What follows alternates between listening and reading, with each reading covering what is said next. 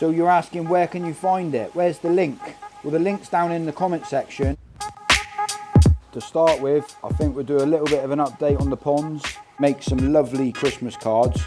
If you want to win this pack of cards, £400 for a Christmas present for Mrs. Whisperer to buy me, I don't think she'll be best impressed with that.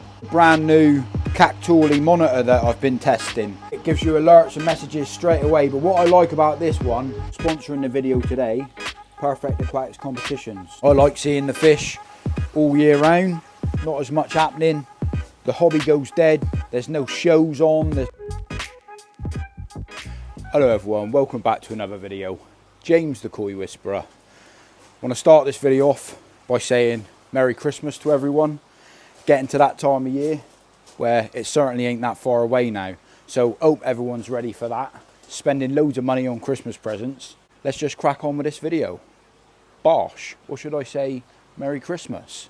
And talking of Christmas, I actually received my first Christmas card by Koi by James. He makes some lovely Christmas cards, so if you're interested, go check them out. There's his little details, and he sent me an extra pack as well. So if you want to win this pack of cards, just write Merry Christmas down in the comment section, and I'll pick someone at random and I'll send them out to you. To start with, I think we'll do a little bit of an update on the ponds, let people know what's happening here. I do love it when I come out in the garden. These guys are always up to the camera, saying hello. They don't really say hello, but they like the camera or the window. And I can't believe how active the fish still are. Seems the water temperature is only like 8 degrees, which is absolutely crazy.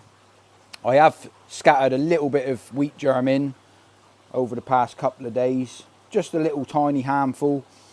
I don't generally feed when the water temperature gets really cold, but the fish still seem super active. I just thought to myself, I'm going to give them a little bit of food at the moment.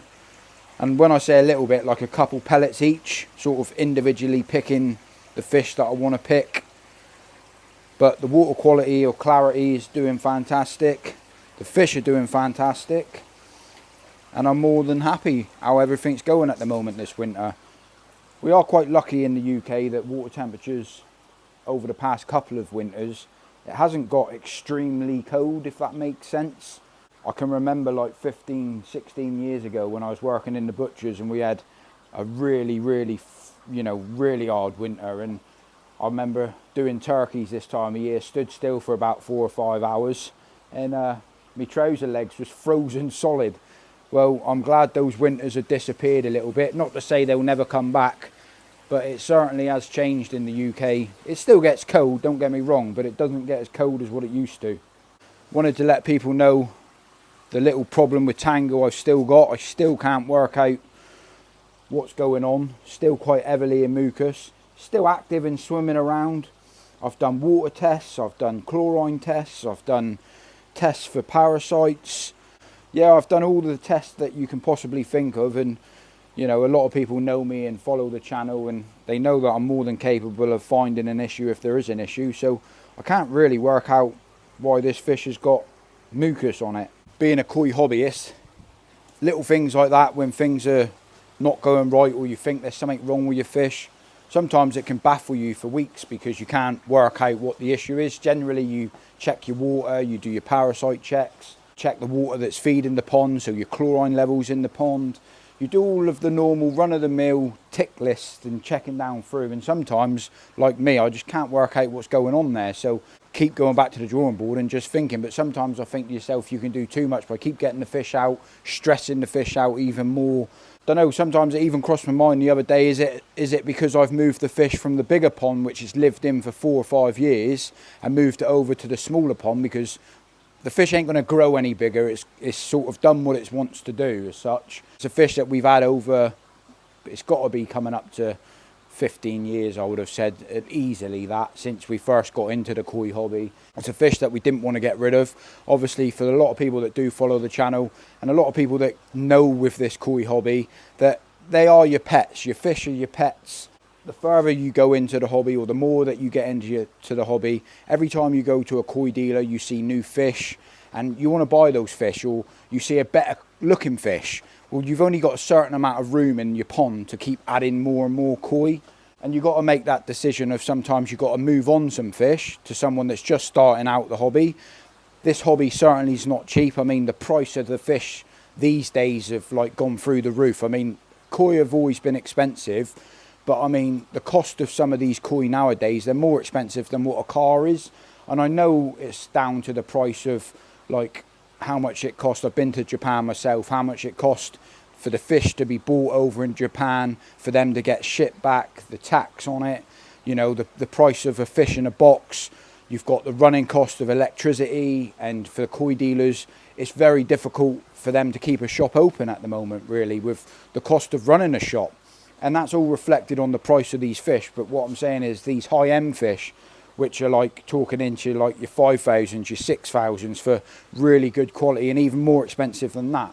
I just think to myself, you've got to be super, super rich to spend that sort of money on fish. It's part of the reason why I think a lot of the people in the UK, they're buying smaller fish, building themselves a grow-on pond and developing those fish or growing them themselves to try to make the hobby a little bit more cheaper. But just the owning a koi pond at the moment, just the pure running cost of owning one pond, it does affect your household bills and your budget. So with all that yibbity yabbada, that brings me on to today's sponsor of the video. So sponsoring the video today, Perfect Aquatics Competitions. So Perfect Aquatics Competitions contacted me to tell you guys that they're doing 24 days of Christmas. And if you're wondering what that is, well, they've got some fantastic prizes with only 48 hours running time, with new prizes added every day. Prizes like this one and like this one. With only limited numbers of tickets available to purchase, it's a fantastic time to get in for a chance of winning some fantastic prizes. Ticket prices are only 99p a ticket, and if you use this little discount code right there, can you see that? Hang on a minute, I got that wrong. Can you see that? You also get 2.5% off any of the tickets that you decide to purchase.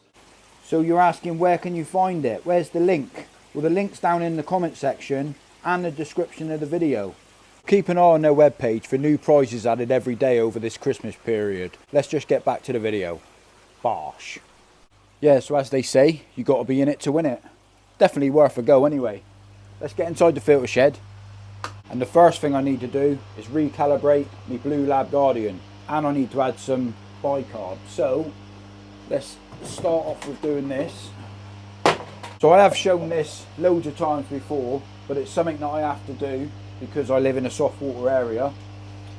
And to be fair, once I've done this, there's a new meter that I want to show you, because these Blue Lab Guardians are super good. Or when I say super good, super accurate, but that does come at a premium cost. I mean, I think they retail around the £320 now.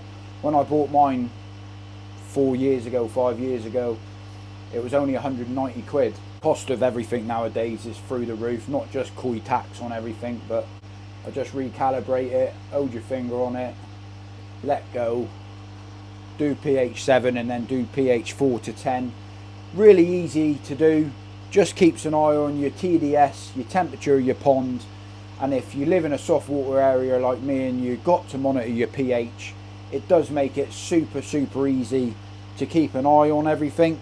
A lot of people make a mistake in this hobby with only testing when there's an issue or a problem, and that's generally it's already too late. So for me, if you can keep an eye at all times what your pH is in your pond, you know what to add or reflect, how much bicarb, you know, bicarbonate soda that you need to add.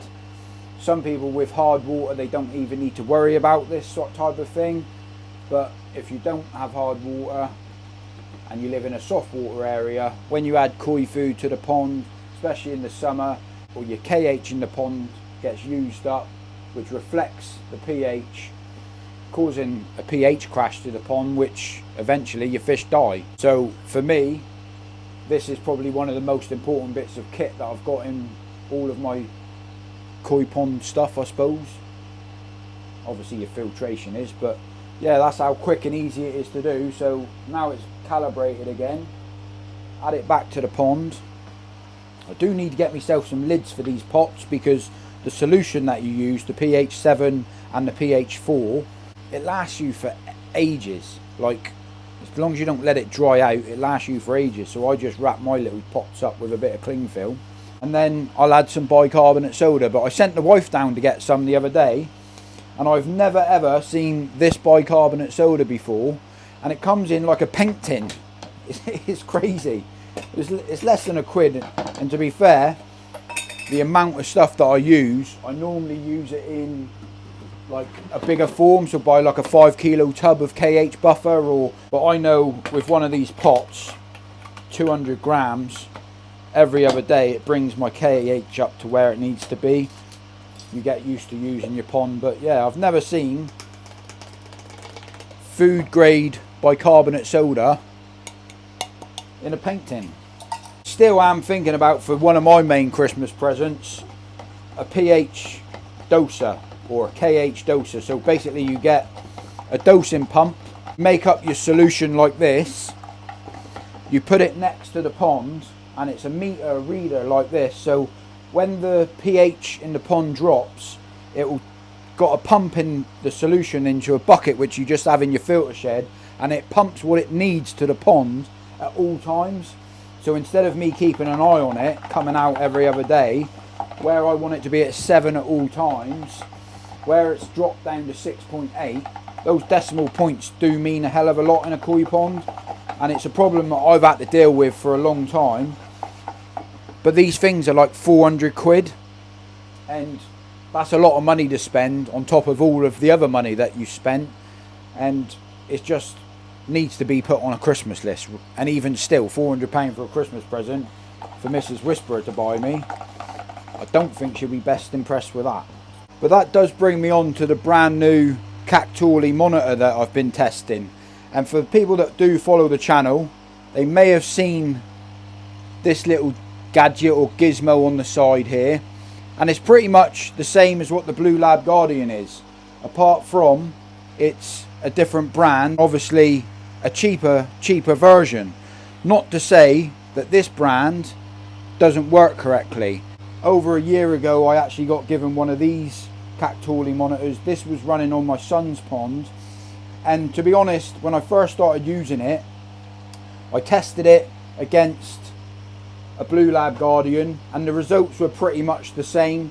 Over the past sort of 3 months, because they sent me this over 3 months ago, before I talked about it or said about it on the channel, I wanted to make sure that it was bang accurate with what this pond is saying, so that both monitors are reading the same. So in the kit you get all of your calibration bits, which I really like. You can calibrate the monitor to make sure that it is actually reading the correct pH. So Kacturi's come up with this new monitor and an improved reader as well. It is on the Wi-Fi as well. It gives you alerts and messages straight away, but what I like about this one is that it can actually tell you the temperature, tells you the pH, tells you the ORP, tells you the TDS, and it also tells you the chlorine levels, pond salt and EC as well. So currently at the moment I've got this one sat, I'll just show you quickly, is reading from this thing over here, which comes with a little floaty. You can put it in a filter shed, you can put it in your pond, you can put it wherever you want. Well, I've just got that in the top flow of my upstand pipe, which reports a reading back to that monitor in there. And I wanted to test it to the maximum. I've done all of the tests. I can confirm and give you guys, reassure you guys that the meter, the readings that it gives you are bang on, in the way of, I've had it in this pond for 2 months. I was happy with the readings. I decided to put it over to that pond, so I've got 2 monitors. I can read and keep an eye on pH in both the ponds at all times, because that's my main concern for having it. But some people might want it to keep their eye on the TDS at all times, or even keep an eye on the pond temperature. But they've offered a discount code which is up there if you go onto their webpage. I can't remember if it was 15 or 20%, but go and check it out yourself on their web. I'll leave the link down in the bottom of the description of the video if you want to check it out yourself. I'm happy with using it. I'm confident of using it, and like I said, it does the same as a Blue Lab Guardian, just a lot cheaper. So if you are looking for a Christmas present, then, or a little add-on to your pond, go and check it out. So yeah, even though it is the winter time and it is cold, it is still nice coming out in the garden when you've got a koi pond.